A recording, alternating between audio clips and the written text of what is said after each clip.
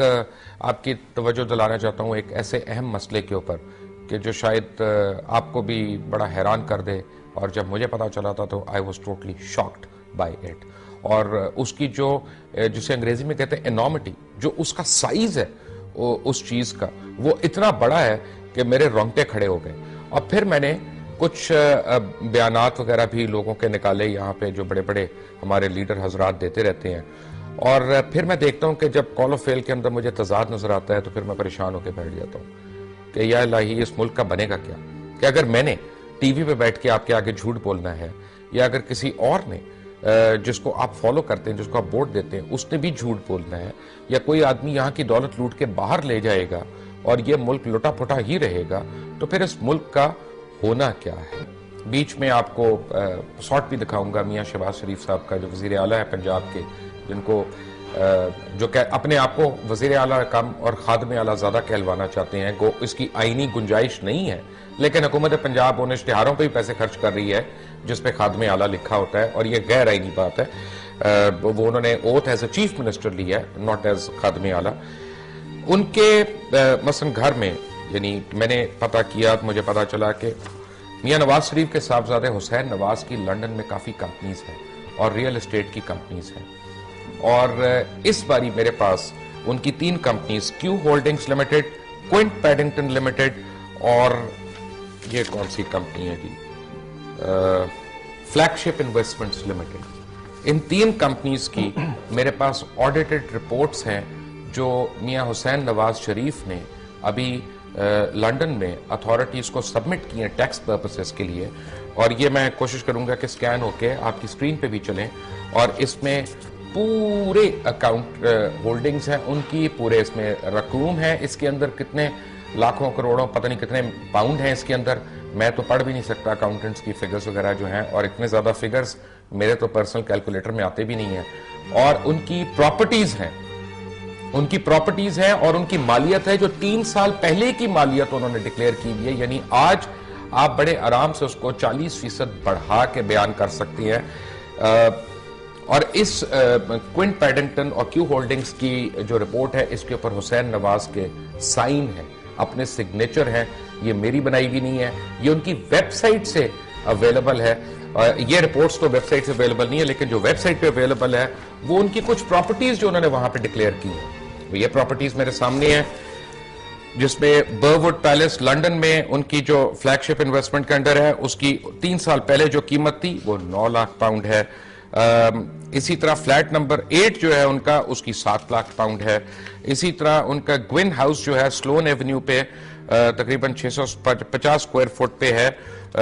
उसकी guide price जो है वो उन्होंने लिखी नहीं है क्योंकि कॉन्ट्रैक्ट्स एक्सचेंज किए हुए हैं। इसी तरह उनकी ग्लॉस्टरशायर में है प्रॉपर्टीज, उनके 10 ड्यूक मैंशंस हैं ड्यूक स्ट्रीट के ऊपर, जिनमें हर एक की कीमत जो है 15 लाख पाउंड के करीब है। और फिर उनके फ्लैट्स हैं पार्क लेन मेफेयर में, जो $500,000 से शुरू होके 3 मिलियन पाउंड तक पहुंचती हैं, और अब आज मार्केट कह रही है कि उनकी कीमत 9 मिलियन पाउंड तक भी है।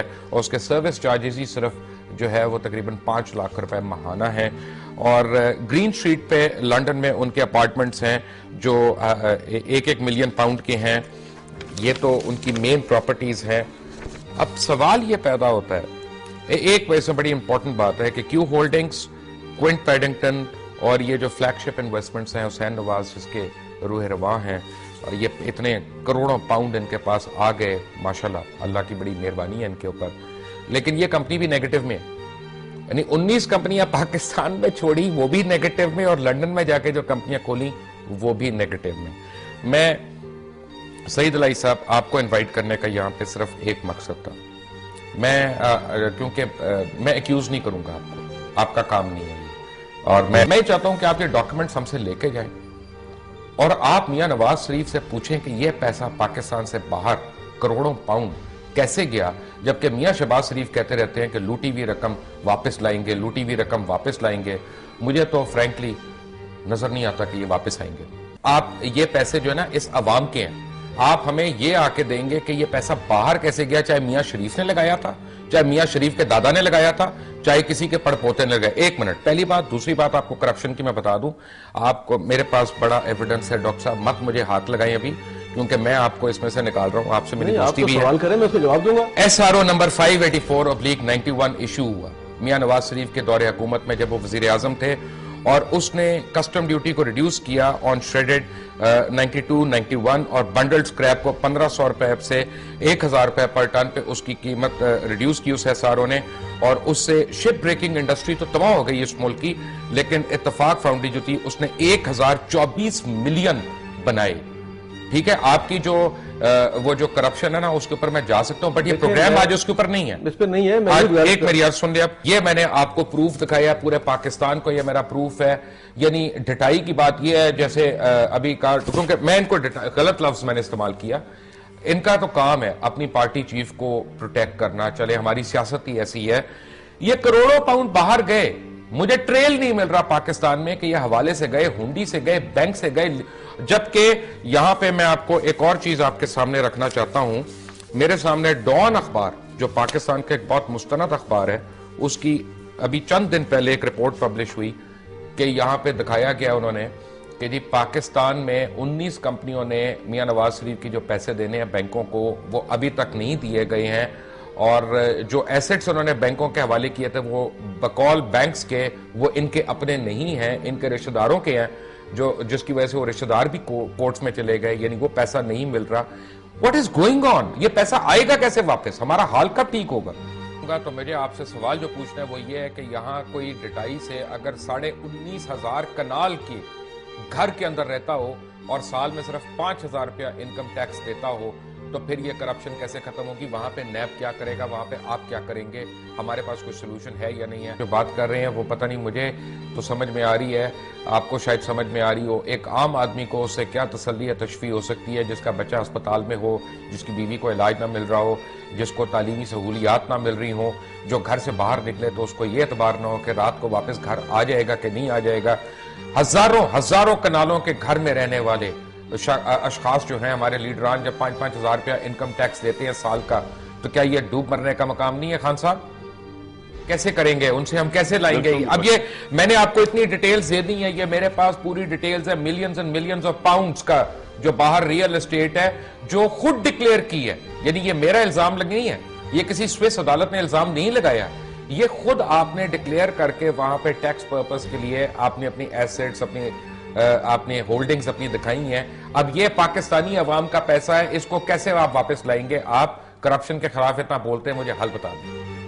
मुशर्रफ ने इसलिए नहीं कर सका जब नेशनलाइज हुई और मुशर्रफ सियासत में था, उसको सियासी कॉम्प्रोमाइज करना था। मैं नहीं हूं सियासत में, मुझे कोई कॉम्प्रोमाइज नहीं करना। पाकिस्तान का जिसने पैसा बाहर निकाला है मैं तो उसके पीछे हूं। लेकिन अगर आप मेरे सवाल का जवाब आने देंगे तो हो सकता है आपको भी मिल जाए कि क्यों आज तक अभी सईद अली साहब ने कहा जी कोई चीज प्रूव नहीं हुई नवाज शरीफ के खिलाफ, अभी तक आसिफ जरदारी कहते हैं उनके खिलाफ कोई चीज प्रूव नहीं हुई, वो भी ये कह रहे हैं। और नवाज शरीफ ने उनको जेल में डाला था, पहले भी 93 में 92-93 जेल रहे आसिफ जरदारी, फिर वो जेल में रहे।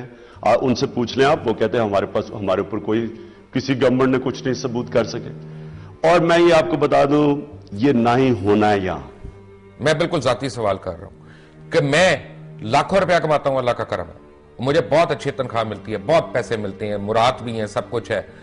मैं किराए के घर में हूं और मैं उन लोगों से एक महीने में 10 गुना ज्यादा टैक्स दे रहा हूं जिनके बिलावल हाउस भी हैं, जिनके जरदारी हाउस भी हैं, जिनके बेनजीर हाउस भी हैं, जिनके राइवेंट फार्म्स भी हैं, जिनके पार्क लेन और मे फेयर में जो है करोड़ों नहीं अरबों रुपए की प्रॉपर्टीज हैं। ये किस किस्म का इंसाफ है? और उनका कोई पूछने वाला नहीं है। असल में बात यह है कि सईद अली साहब, मैं आ रहा हूं आगे, मैं प्रोग्राम में पहले की हुई बातों से मैं आगे निकल रहा हूं, जरा मैं एक सोल्यूशन लेके आना चाह रहा हूं और आपकी कमिटमेंट चाहिए एज अ पब्लिक रिप्रेजेंटेटिव मुझे। मसलन इलियास गुज्जर साहब हैं, एमपीए थे, पाकिस्तान मुस्लिम लीग काफ से उनका ताल्लुक था, उनके ऊपर मैंने वीडियो फुटेज दिखाई कि उन्होंने अपने भाई पुलिस वाले के साथ मिलके एक मासूम बच्चे को अगवा किया, 1 हफ्ता थाने में रखा, उसको चित्रौल किया। हमने टीवी के ऊपर पुलिस बुलवा के उनके ऊपर FIR की रिपोर्ट करवाई, सब कुछ करवाया। राना मशहूद साहब ने एक्शन लिया, उसके बाद गुजर साहब ने PMLN ज्वाइन कर दी और वो पर्चा वहीं पे कहीं ठप हो गया। काफी क्रिमिनल्स हमने देखे हैं जिसमें डॉक्टर ताहिर जावेद के ऊपर केसेस हैं जो आपके प्रोफेशन से जिनका ताल्लुक है। अमेरिका के ऊपर। फिर वो ट्रायल नहीं, एक मिनट देखिए ना डॉक्टर साहब, मेरी एक अर्ज सुन लें आप।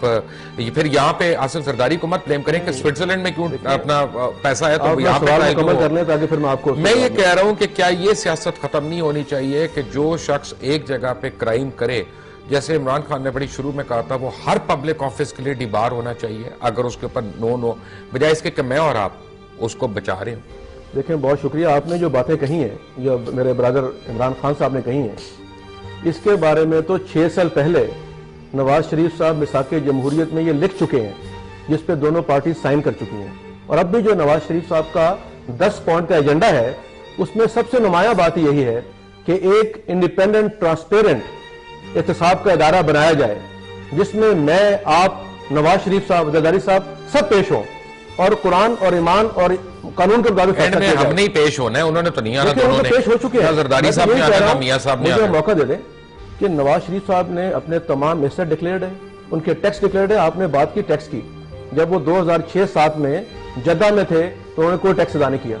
8 से लेकर 10 तक उन्होंने 25 लाख रुपए टैक्स अदा किया है। वो सेल्स मैं आपको क्रेडिट कर दूं, वो सेल्स टैक्स की मद में है। एक सेकंड, आपको debate will go on and on. आप अपने लीडर को बचाने आज मैं ये कह रहा हूं आपसे कि वो जो बात आप कर रहे हैं या इमरान खान साहब कह रहे हैं, उसके लिए तो अच्छा नहीं होगा आप नौकरियां छोड़ के सियासत शुरू करें। अच्छा नहीं होगा ये नौकरियां छोड़ दें, अपने सेठों को बचाना छोड़ दें और सियासत करें। एहतसाब का नौकरी कायम आ जाए, दुनिया टीवी में आपको दे लेते हैं। पीएमएलएन में तो निजाम कायम है एहतसाब का। आप देखिए, हमने अपने छोड़े सर एहतसाब का निजाम कायम है, निकाला है, तो बैठे बैठे निकल आते हैं, पार्टी से फारिग किया, कमाल करते हैं। मैं आपको एक छोटी सी चीज दिखाता हूं जो सिर्फ चंद दिन पहले मियां शहबाज शरीफ वजीर आला खादम आला पंजाब ने टेलीविजन कैमरास के आगे एक बात कही। पहले आप ये सुने, फिर मैं आगे आता हूँ। Watch now. तुम्हारे पेटों से इस गरीब कौम की ये दौलत निकलवा कर पाकिस्तान के अवाम के कदमों में निछावर ना की तो मेरा नाम शहबाज शरीफ नहीं। Welcome back. आप देख रहे थे एक बड़े जज्बाती शहबाज शरीफ की तकरीर, जिसमें कहते हैं लूटी हुई रकम वापस लाई जाएगी। मैं तो कह रहा हूं कि यह भी पाकिस्तान की लूटी हुई रकम है, उनको वापस लानी चाहिए। लेकिन यहां पे होता इसलिए नहीं है कि जैसे इमरान खान साहब अभी बात कर रहे थे। खान साहब, बात यह है कि अभी आपने कहा कि आसिफ जरदारी साहब पे भी नहीं प्रूव हुआ, मियां साहब पे भी नहीं प्रूव हुआ, सारे काबिल एहतराम है, ठीक है। होता यही है ना, मसलन एक जमात इस्लामी के कारकुन है या ऑफिस बेरर है, उनको करप्शन के चार्ज के ऊपर उनकी जमात से निकाला जाता है, उनके ऊपर एविडेंस कलेक्ट होता है, उनको चार्ज किया जाता है, पूरी शूरा के अंदर उनको एक्सपेल किया जाता है और वो तहरीक इंसाफ के ओहदेदार बन जाते हैं।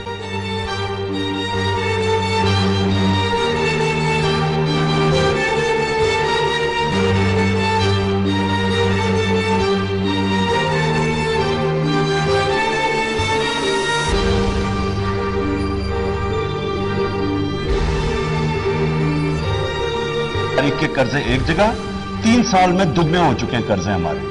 आज 9 खरब रुपए का कर्जा है, जबकि 3 साल पहले 5 खरब था। बात ये ना हम अपने नहीं मेरे पास एविडेंस है उस शख्स का कि जो आपका ओहदेदार बन गया, आके उसको करप्शन के इल्जामात पे निकाला गया। क्या आपका ओहदेदार बनना इतना ही आसान है कि उसमें कोई भी करप्ट आदमी आके मासूम बन के वो ओहदे ले ले? देखिए, आप मुझे वो कैंडिडेट थे खोकर साहब, जो बाई इलेक्शंस में लाहौर से लड़ रहे थे, उनका अपना घर जो है वो गैर कानूनी मिल्कियत है, जिसमें वो इस वक्त रिहाइश पजीर हैं। उनके एविडेंस देखिए, मैं पहली दफा चीज सुन रहा हूं, और अगर ये साबित हो गई, हाँ, हम उनको किसी ओहदे पे होंगे तो वो ओहदा नहीं ले सकते। असल में मेरी बात को एंडोर्स किया है मिराज मोहम्मद खान साहब ने, जब उन्होंने एक स्टेटमेंट दी कि आई कोट मिराज मोहम्मद खान साहब, Imran ignores criminals and gangsters in his party. I told him that criminals and gangsters were joining the party. Switch positions on the MQM.